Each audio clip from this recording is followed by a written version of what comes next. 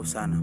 Tunalianza picha letu hivi basi, unamuona mzee mmoja akiwa anajiongelesha mwenyewe, kuonekana huyu mzee ni kama yuko na shida sana.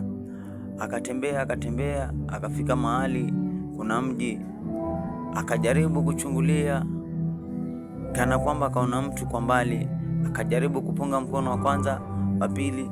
Kuna mzee hapo karespondi, salama sana mzee.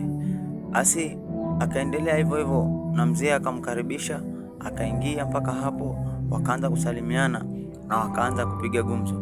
Ni kweli rafiki yangu, karibu sana. Asante, nimeshukuru sana. Na jua linawaka kweli yani. Jua linawaka sana.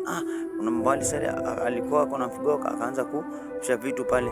Nikamwambia karibu rafiki yangu, asante sana. Ila kuna tatizo rafiki yangu. Tatizo gani tena?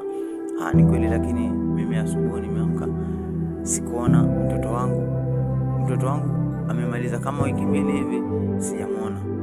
Mtoto wako kweli?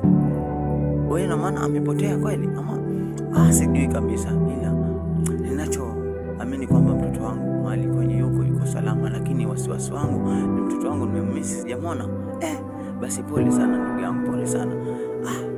Sawa, akaendelea kupiga gumzo hapo. Mara ghafla hivi kukatokea kijana yuko mbio kweli, ana hema kweli, akaja mpaka kufika pale. Mwenyekiti, kuna mali nimeona kuna mtu amekufa. Kuna mtu amekufa?